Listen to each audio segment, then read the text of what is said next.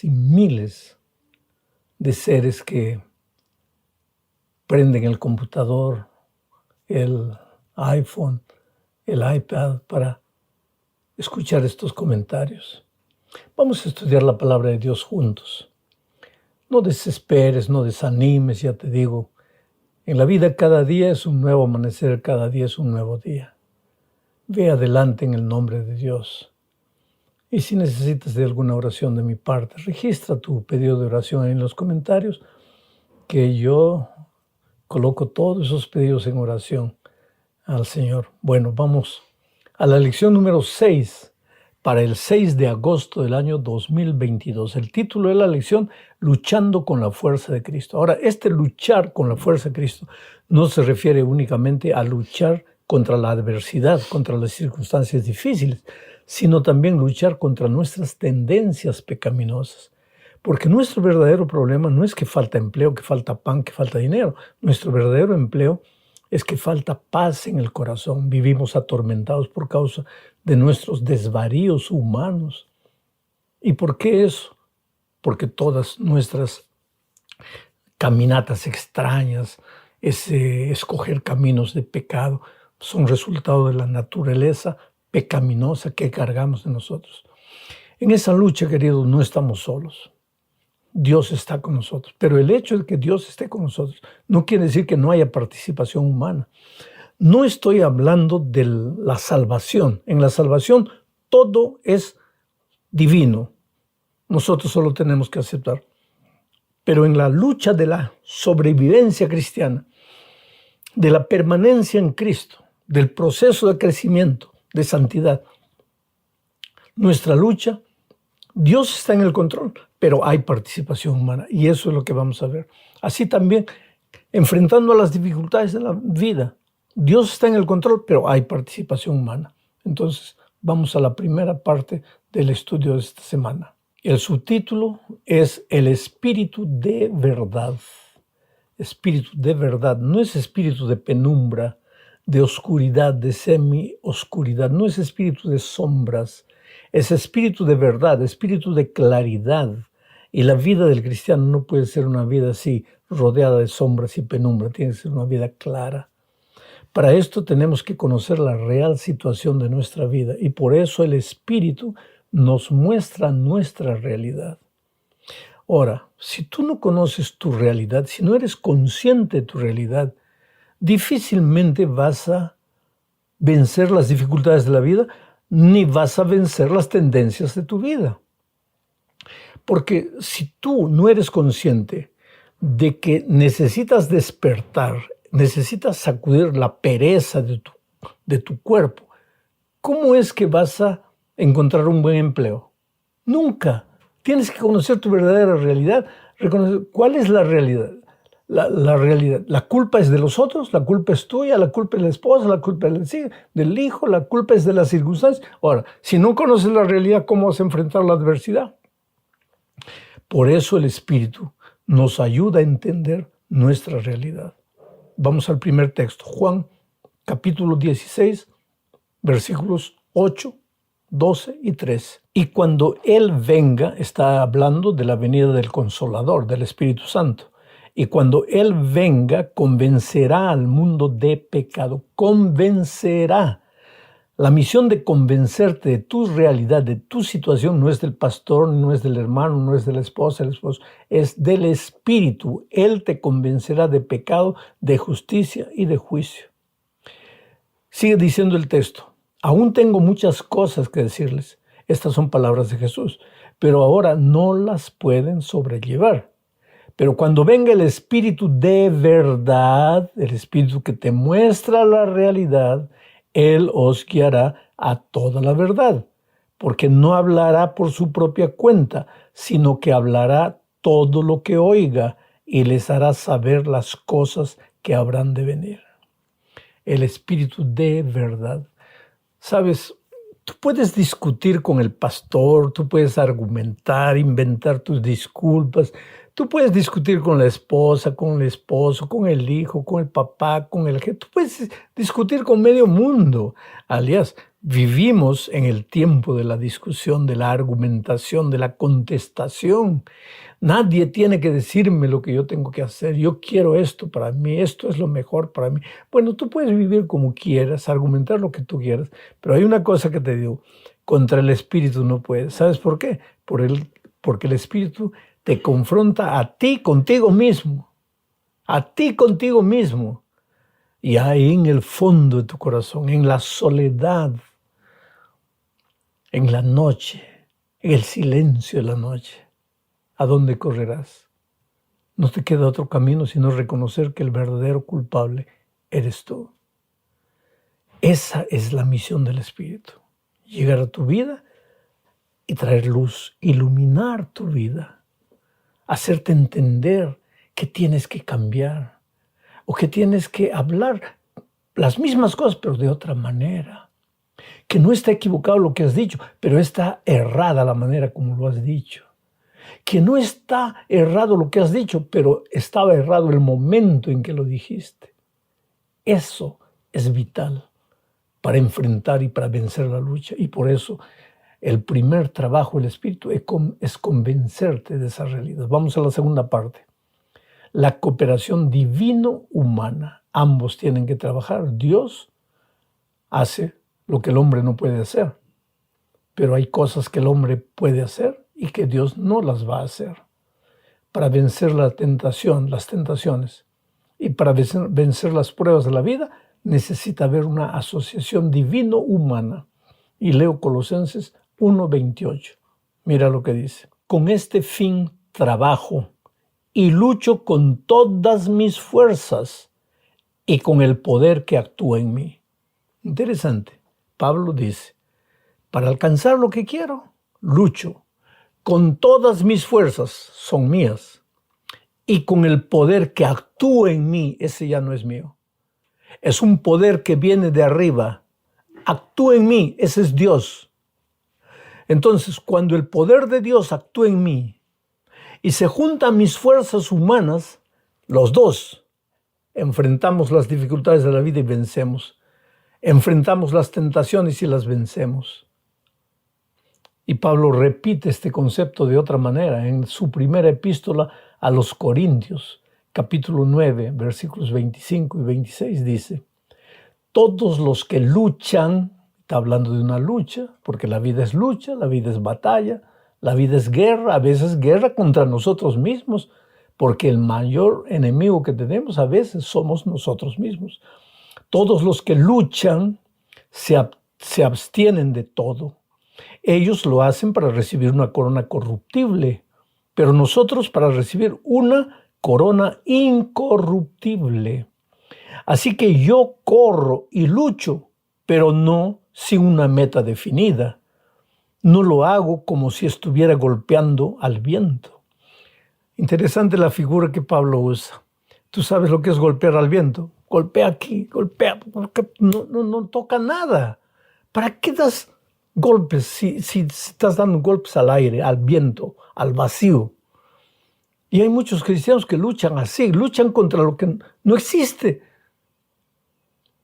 El Espíritu Santo viene a tu vida, te abre los ojos y entiendes tu realidad. Y ahora vas a luchar contra la realidad que conoces, porque hay que conocer las reglas del juego.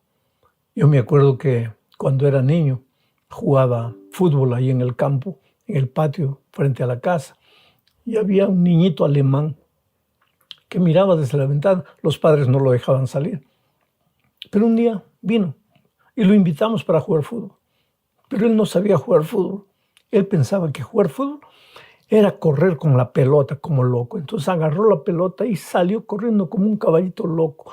No importaba quién era su compañero, quién era el enemigo.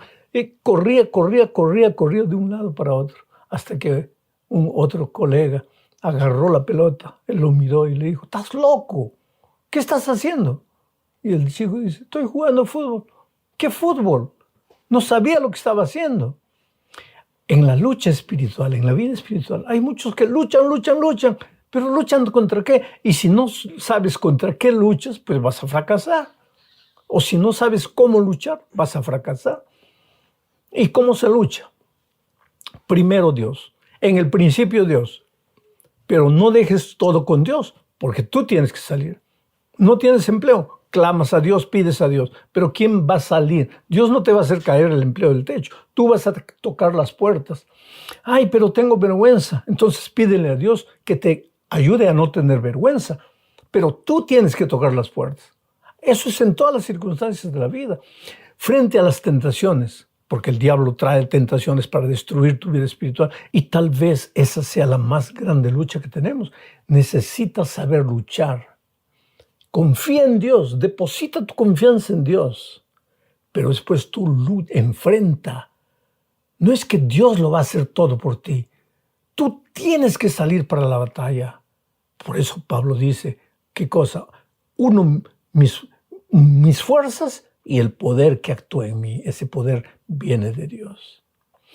Ahora, ¿qué pasa cuando Dios y tú trabajan juntos?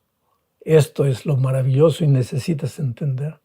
Y esta es la tercera parte, la voluntad disciplinada. ¿Qué sucede cuando andamos con Cristo?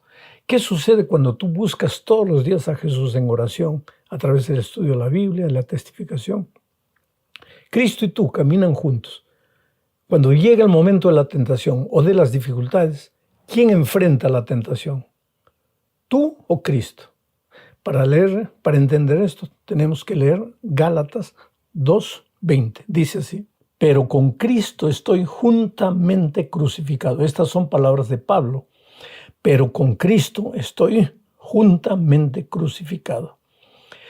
Y ya no vivo yo, sino que Cristo vive en mí. Y lo que ahora vivo en la carne, lo vivo en la fe del Hijo de Dios, el cual me amó y se entregó a sí mismo por mí. Vamos a entender lo que Pablo está diciendo. Dice, yo estoy crucificado con Cristo, entonces ya no vivo yo. Ah, muy bien. Pero después dice, y lo que ahora vivo, espera Pablo, no acabas de decir que ya no vives tú. ¿Cómo dices lo que ahora vivo? ¿Vives o no vives? Y entonces Pablo sigue diciendo, pero lo que ahora vivo, lo vivo en la fe del Hijo de Dios, que me amó y se entregó a sí mismo por mí. Quiere decir, cuando tú estás con Cristo, Cristo vive en ti. Pero el hecho de que Cristo vive en ti no quiere decir que tú dejas de vivir. Tú sigues viviendo, pero ya no vives tú. Cristo vive en ti. Y cuando viene la tentación, ¿quién la enfrenta? ¿Cristo o tú? Tú y Cristo, juntos. Juntos. La sierva de Dios tiene una explicación maravillosa de esto.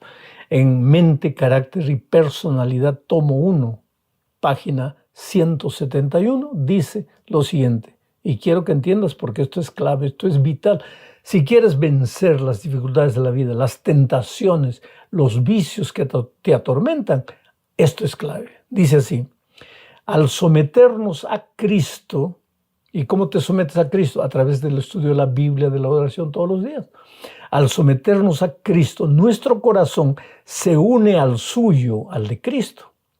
Nuestra voluntad se fusiona con su voluntad. Se fusiona con su voluntad. Nuestra mentalidad se vuelve una con la de Él. Nuestros pensamientos serán llevados cautivos a Él. Vivimos su vida. Cuando el propio yo es sometido a Cristo, el verdadero amor brota espontáneamente. No es una emoción o un impulso, pero sí la decisión de una voluntad santificada. Te voy a explicar lo que ella dice. Mi voluntad, tu voluntad, es una voluntad pecaminosa. ¿Por qué? Porque cargamos naturaleza pecaminosa desde que el pecado entró al mundo. La voluntad de Dios es una voluntad santa. Pero cuando tú te unes a Cristo, y querido, ese unirse a Cristo no es teoría. Cuando tú te unes a Cristo a través del estudio diario de la Biblia, a través de la oración, de la testificación, cuando tú te unes a Cristo, tu voluntad pecaminosa se une a la voluntad santa de Dios y aparece una voluntad llamada voluntad santificada, ¿Qué es la voluntad santificada? Es la voluntad tuya con la de Dios juntas, voluntad santificada. Y el diablo no puede derrotar a la voluntad santificada. La voluntad santificada vence los vicios, vence las tentaciones, vence las corrientes, vence las dificultades, vence las adversidades, porque es una voluntad santificada. Tú y Cristo juntos. Pero en el momento en que te separas de Dios, tu voluntad vuelve a ser una voluntad pecaminosa. Y esa voluntad pecaminosa es incapaz de vencer. ¿Qué debes hacer para que tu voluntad sea una voluntad santificada? Estar en Cristo. ¿Y cómo se está en Cristo? Biblia y oración. Te separas de Él, dejas de orar, dejas de estudiar la Biblia, vuelves a tener una voluntad pecaminosa que es incapaz de vencer la tentación. Porque cuando estás en Cristo, ¿qué dice la sierva de Dios? Las voluntades se fusionan, pasan a ser una sola voluntad. ¡Qué maravilloso, querido! No hay vicio que no puedas vencer, no hay dificultad que no puedas dejar que no puedas ganar si estás en Cristo. Es lo que Pablo dice, no vivo yo, Cristo vive en mí. Vamos ahora a la cuarta parte, bajo el título Compromiso Radical. Quiere decir, es necesario tomar una decisión. Lee un texto que te puede asustar, Mateo 5, 29 y 30 dice: por tanto, si tu ojo derecho te hace caer en pecado, sácatelo y deshazte de él. Es mejor que se pierda uno de tus miembros y no que todo tu cuerpo sea echado al infierno. Y si tu mano derecha te hace caer en pecado, córtatela y deshazte de ella.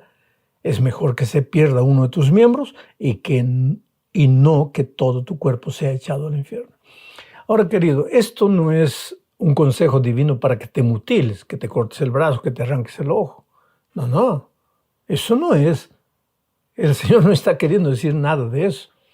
Aunque mucha gente que no entiende puede tomar esto a la literalidad y cortarse el brazo o cosas así, pero no tiene nada que ver. Dios no está aconsejando eso. Lo que Dios está diciéndote es que delante de la lucha con el pecado tienes que tomar una decisión radical. Ahora, si tu computadora es motivo para que caigas, pues vende tu computadora. Es mejor que entres al cielo sin computadora, ya que ese es el instrumento que te arruina la vida. ¿Te das cuenta? Decisión radical. Con el pecado no hay convivencia. Tienes que cortar definitivamente. Esa decisión es tuya porque Dios no te puede obligar. Dios te da los recursos y en el momento que tú clamas viene a Él con todas sus huestes angelicales para ayudarte. Pero la decisión tiene que ser tuya. Eres tú el que tiene que decidir. Y finalmente llegamos a la parte 5 de nuestro estudio, bajo el subtítulo de la necesidad de perseverar. Quiere decir, querido, nada sucede de un momento a otro. Todos estos consejos tú los puedes poner en práctica hoy y no esperes que los resultados se vean mañana. Tienes que tener paciencia. Tal vez la paciencia sea una de las características del cristiano. Espera en Cristo, confía en Cristo, búscalo, clama, llora a sus pies. Aunque hayas caído ese día en la noche, llora a los pies de Jesús. Dile: Señor, yo te prometí esta mañana que hoy iba a ser diferente, pero me olvidé de ti, caí en el pecado. Aquí estoy de nuevo, puedes aceptarme otra vez. Y Dios te va a preguntar: ¿por qué me dices de nuevo, hijo, si es la primera vez que te estoy viendo aquí? Es porque cuando Dios te perdona se olvida de todo y te da una nueva oportunidad. Tienes que perseverar. Hoy, mañana. Muchos son los que inician la carrera, pocos son los que terminan. La mayoría no perseveró y se quedó muerta en el camino. Leo Génesis 32, versículos 24 al 26. Este incidente es de Jacob. Dice: de modo que Jacob se quedó solo y un hombre luchó con él hasta la salida del sol. Pero cuando ese hombre vio que no podía vencerlo, lo golpeó en la coyuntura de su muslo, Y en la lucha, el muslo de Jacob se descoyuntó.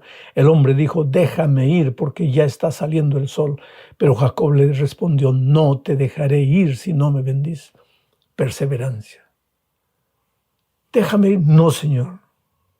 Yo muero agarrado de ti. Yo muero aquí en el suelo arrodillado. Pero yo no te dejo si no me bendices. Eso es lo que tienes que hacer en tu vida.